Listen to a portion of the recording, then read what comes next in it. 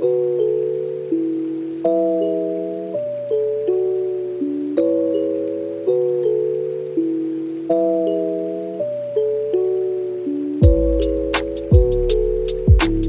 Morning বন্ধুরা, তোমরা সবাই কেমন আছো? আশা করি খুব ভালো আছো, আর আমিও খুব ভালো আছি। আজকের ব্লগে তোমাদের সবাইকে অনেক অনেক স্বাগত। আজ ঘুম থেকে একটু লেট হয়ে গেছে উঠতে, প্রায় 8টা মতো বেজে গেছে। আর জানলায় দেখলাম রোদও চলে এসেছে। আর জানলার পাশে দেখো গাছটায় কত সুন্দর একটা জবা ফুল ফুটেছে। দুষ্টু এদিকে পড়াশোনা করছে, দেখো ও অ পড়ছে।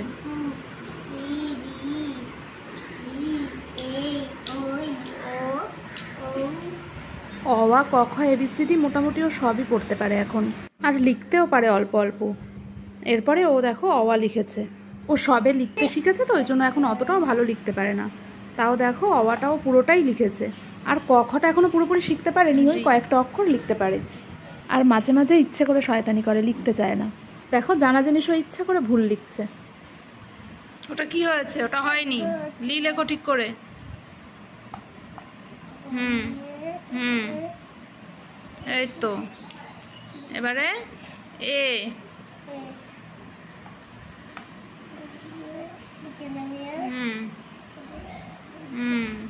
এদিকে আমি একটু চা বসিয়েছি, সকালে আমি আর মা খাবো বলে। মা র চাটা খেতে চায় না, ওই জন্যই প্রতিদিন দুধ চা করা হয়।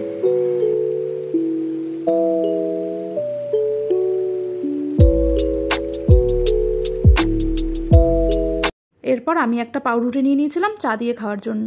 আমি আটার রুটি যেহেতু অতটা পছন্দ করি না, ওই জন্য মাকে বলেছিলাম একটা পাউরুটি নিয়ে আসতে। আর দুধ চা দিয়ে পাউরুটি কিন্তু খেতে ভালোই লাগে। এরপর মার চাটা মাকে দিয়ে দিলাম। এদিকে মা চা খেয়ে চলে গেছে রান্নাঘরে। দুপুরে যা রান্না হবে সেই সবজিগুলো সব কেটে নেবে। এখানে দেখো মা কেটেছে হলো কুমড়ো, আর এই থালায় আছে হলো পুঁই শাক। মা ওদিকে সবজি কাটছে, আর এদিকে দেখো এরা দুজন কি করছে। এটা হলো আমার কাকার মেয়ে। ও এখানে নেইল পলিশ নিয়ে খেলছে, আর পাশে দুষ্টু বসে বসে দেখছে। তারপর আমি ওকে বললাম যে তুই পড়বি, আয় পড়িয়ে দিই। তো ও বললো স্কুলের আন্টিরা হাতে পড়লে বকা দেবে, তুমি পায়ে পড়িয়ে দাও। তাই আমি ওর পায়ে পড়িয়ে দিয়েছি, হাতে আর পড়েনি। ও ছোটোবেলা থেকেই না একটু সাজুগুজু করতে বেশ পছন্দ করে। আর এদিকে দেখো এই যে দুষ্টু এখানে বসে কি করছে। চারিদিকটা দেখো খেলনা ছড়িয়ে কি করেছে। পুরো ডাইনিংয়ে ওর খেলনা ছড়ানো।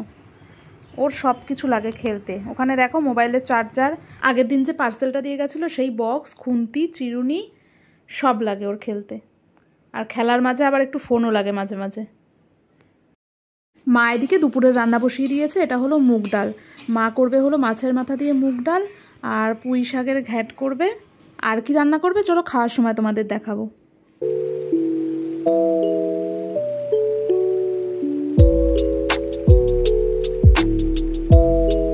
আর এই দেখো আগের দিন যে কুলফি বানিয়েছিলাম সেই কুলফি। দুষ্টু তো দেখে খুব আনন্দ পেয়েছে, কিন্তু ওকে পুরোটা খেতে দিইনি। ওর যেহেতু ঠান্ডা লেগেছে তাই জন্য অল্প একটু খাওয়ার পর আবার নিয়ে নিয়েছিলাম। আর খেতে কিন্তু মোটামুটি ভালোই হয়েছে। আমি তো বানানোর সময় ভাবছিলাম যে কেমন হবে, খাওয়া যাবে কিনা, দেখলাম ভালোই হয়েছে। পরে আর একদিন ট্রাই করা যাবে। আর এদিকে দেখো মায়ের রান্নাটাও প্রায় হয়ে এসেছে। মা আজ দুপুরে কী কী রান্না করেছে চলো এবার তোমাদের দেখাই। এখানে আছে মাছের মাথা দিয়ে মুগ ডাল,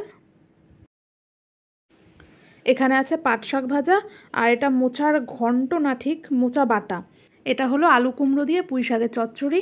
আর এখানে চিংড়ি মাছ দিয়ে মা আর একটা সবজি করেছে, সবজিটার নামটা আমার মনে নেই। এরপর দেখো আমি আর মা খেতে বসে গেছি। বাবা আর দুষ্টুর আগেই খাওয়া হয়ে গেছে।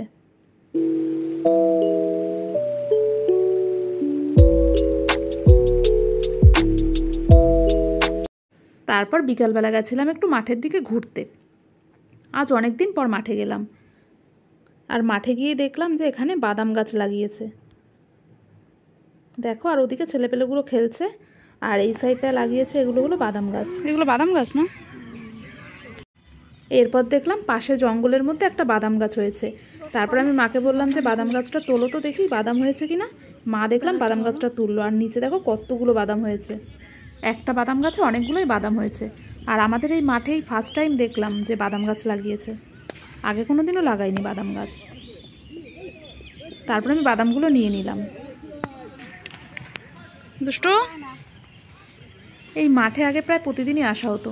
বিয়ের আগে তো অনেক খেলেছি এই মাঠে আমরা। আর এদিকে দেখো তিল গাছ লাগিয়েছে। এই সাইডের ক্ষেতটা পুরোটাই তিল গাছ লাগিয়েছে। বিয়ের আগে আমরা কত খেলেছি এই মাঠে। আর এখন সব বান্ধবীরা এক একজন এক এক জায়গায়, কারোর সাথে কারো দেখা হয় না। ওই যদি কোনো ওকেশনে আসে তাহলেই দেখা হয়। আর দেখো ওই সাইডটায় ওই গাছগুলো হলো আম গাছ, ওই সাইডটা পুরোটাই আম গাছ। আগেরবার যখন আমি বাড়ি এসেছিলাম তখন দেখেছি ভাই ওই সব গাছ থেকে আম পেড়ে পেড়ে মাখা করে খেয়েছে। প্রচুর আম হয় ওই সব গাছগুলো নিয়ে, আমরা তো ওই সব বাগান দিয়েও কত খেলে বেরিয়েছি আগে। আর এদিকে দেখো কত সুন্দর হাওয়া দিচ্ছে মাঠে, আর পেছনে দুষ্টু দেখো একটা কুকুর দেখে ভয়ে দৌড় মারলো। এদিকের মাঠটায় বাচ্চা কাচ্চাগুলো খেলা করছে, দুদিন আগে বৃষ্টি হয়েছে ওই জন্য একটু চারিদিকে জলকাদা জমেছে। আর ওই দেখো আমার মা ওখানে। আজ অনেকদিন পর মাঠে এসে বেশ ভালোই লাগছিল। আর এই সাইডটায় দেখো এখানে সব পাট গাছ লাগিয়েছে।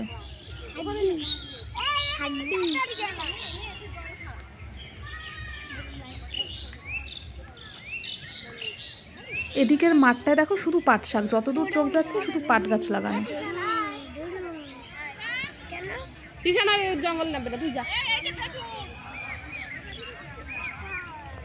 আর এদিকে দেখো খেজুর গাছে কত সুন্দর খেজুর হয়েছে।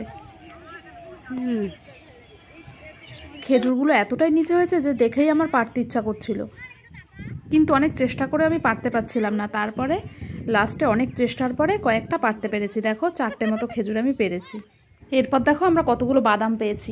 কেউ মনে হয় ওই ক্ষেত থেকে তুলে রেখে গেছিল সেই বাদাম। কিসের উপর বসেছিস তুই? ওটা চেয়ার। আর দেখো এই যে দুষ্টু ও নাকি চেয়ারের উপর বসে আছে। আর এদিকে মাঠের ভিতরে আমি নেমে দেখো দেখছিলাম যে পাট গাছগুলো কত বড় হয়েছে। জঙ্গলে সাপ আছে, কিন্তু দূর থেকে দেখে কিন্তু বোঝা যাচ্ছিল না যে পাট গাছগুলো কত বড় হয়েছে, কিন্তু আমি নেমে দেখলাম যে পাট গাছগুলো প্রায় আমার সমান সমান হয়ে গেছে। আর ওই সাইডটায় দেখো ওখানে আর একটা মাঠ, ওখানে আগে পুরো ফাঁকা ছিল, এখন অনেক বাড়িঘর হয়ে গেছে ওই সাইডে।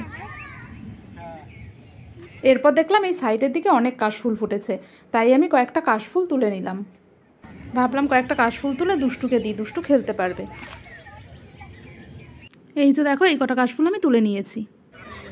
এরপর মাঠ ঘোরা হয়ে গেছে, এরপর আমরা বাড়ি চলে যাব। এদিকে সলিড মাংস আনা ছিল, রাতে ভাবলাম কি রান্না করব, তো সলিড মাংস দিয়ে কিছু একটা বানাই, রাতের খাওয়াটা হয়ে যাবে। তারপর আমি ভাতটা বসিয়ে দিয়েছিলাম আর এদিকে মাংসটাও করে নিয়েছিলাম। আর দুপুরেরও কিছু তরকারি রান্না করা ছিল, তো রাতে আমরা এগুলো দিয়েই খেয়েছিলাম। আজকের ব্লগটা চলো এখানেই শেষ করছি। আর তোমরা যারা আমার ভিডিও আজ প্রথম দেখছো, তোমাদের যদি ভিডিওটা ভালো লেগে থাকে তো অবশ্যই একটা লাইক করে দিও। আর আমার এই চ্যানেলের সাথে যুক্ত বন্ধুরা তোমরা ভিডিওটা অবশ্যই লাইক কমেন্ট শেয়ার করে দিও। আর যারা এখনও সাবস্ক্রাইব করোনি অবশ্যই সাবস্ক্রাইব করে দিও।